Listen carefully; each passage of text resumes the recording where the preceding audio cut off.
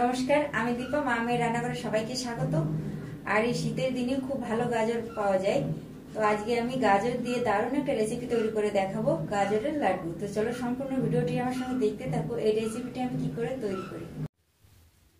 গাজরের লাড্ডু তৈরি করার জন্য গাজরের খোসা ছাড়িয়ে ধুয়ে গ্রেট করে রেখেছি গ্রেটার দিয়ে। আর এই লাড্ডুর জন্য লাগবে চিনি, আর এখানে এই যে ছোটো বাটির এক বাটির একটু কম পনা বাটি নিয়েছি সুজি, আর লাগবে ঘি। গ্যাসের উপর কড়া বসিয়ে দিয়েছি, ঘি দিয়ে দেব। ঘি গরম হয়ে গেছে, সুজি দিয়ে দেব। আগে সুজি ভেজে নেব। গ্যাসের ফ্লেম লোতে করে দিয়েছি, খুব ভালো করে সুজিটাকে আগে ভেজে নেব। 5-7 মিনিট ধরে কম আঁচে খুব ভালো করে সুজি ভেজে নিয়েছি। দেখো কালারটাও চেঞ্জ হয়ে গেছে। গাজর দিয়ে দেব।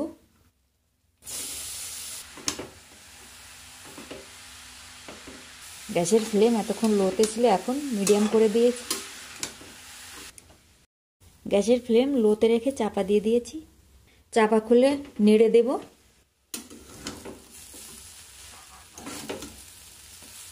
গাজরে কিন্তু আমি একটুও জল দিইনি, গাজর থেকেই জল বের হয়ে গ্যাসের ফ্লেম লোতে রেখে এভাবে চাপা দিয়ে রান্না করব। মাঝে মাঝেই কিন্তু ঢাকা খুলে নেড়ে দিতে হবে, এই 1-1.5 মিনিট পর পর, না হলে নিচেই লেগে যাবে। সুজি দেওয়া আছে তো। আর তোমাদের আমি সুজি আর গাজরের মাপটা বলে নিই। 1 কেজি গাজরে 100 গ্রাম সুজি নিতে হবে। আর আমি কিন্তু একটুও জল দিই না, আর জল দেবও না। এইভাবে করে কিছুক্ষণ পর পরেই নেড়ে দেব, আবার চাপা দিয়ে দেব। এইভাবে করে গাজরটাকে সেদ্ধ করে নেব। গাজর সেদ্ধ হয়ে গেছে, চিনি দিয়ে দেব।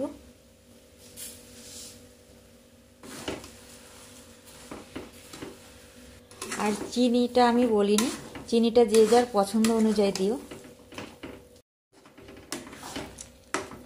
চিনিটা দেওয়ার পর চিনি গলে আর একটু জল জলে ভাব হয়ে গেছে, শুকিয়ে নেব। ছোটো এলাচ গুঁড়ো করে রেখেছি, দিয়ে দেব।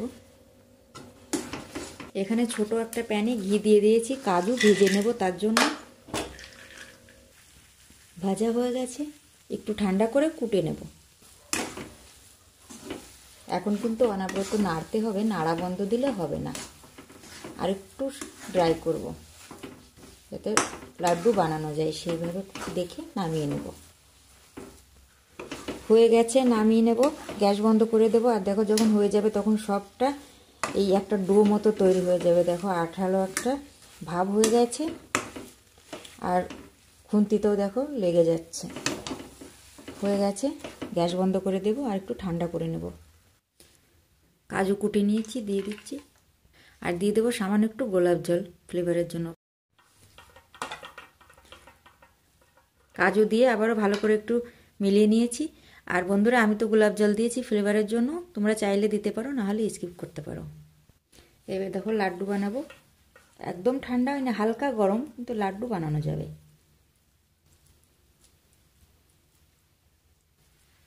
খুব বেশি বড় না, খুব বেশি ছোট না, এইভাবে করে বানাবো।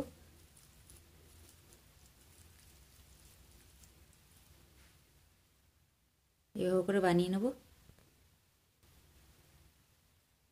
আর একটা বানানো হয়ে গেছে, এইভাবে সবগুলো বানিয়ে নেব। আর এই লাড্ডুগুলো একবার খেলে না বারবার খেতে চাইবে। যারা গাজর খাও না, একবার এইভাবে লাড্ডু বানিয়ে খেয়ে দেখো। তো দেখো বন্ধুরা, তৈরি হয়ে গেছে গাজরের লাড্ডু রেসিপি। আর রেসিপি কেমন লেগেছে অবশ্যই কমেন্ট করে বলো। আর দেখো বন্ধুরা, এত ভালো হয়েছে লাড্ডু, আরও যত ঠান্ডা হবে আরও বেশি ভালো লাগবে। আর যারা গাজর পছন্দ করো না, একবার হলো এইভাবে লাড্ডু তৈরি করে খেও। আর বাচ্চা থেকে বড় সবাই ভীষণ পছন্দ করবে। আর কাউকে দিলেও সে বুঝতেই পারবে না যে এটা গাজর দিয়ে তৈরি করা লাড্ডু। একবার হলো বাড়িতে ট্রাই করো। ভালো লাগলে অবশ্যই লাইক, শেয়ার, সাবস্ক্রাইব করে দিও। আর পাশে থাকা লাল ঘন্টিটি ক্লিক করে দিও, যখনই আমি কোনো এইভাবে নতুন রেসিপি দেবো তোমাদের কাছে পৌঁছে যাবে। সবাই ভালো থেকো, টাটা।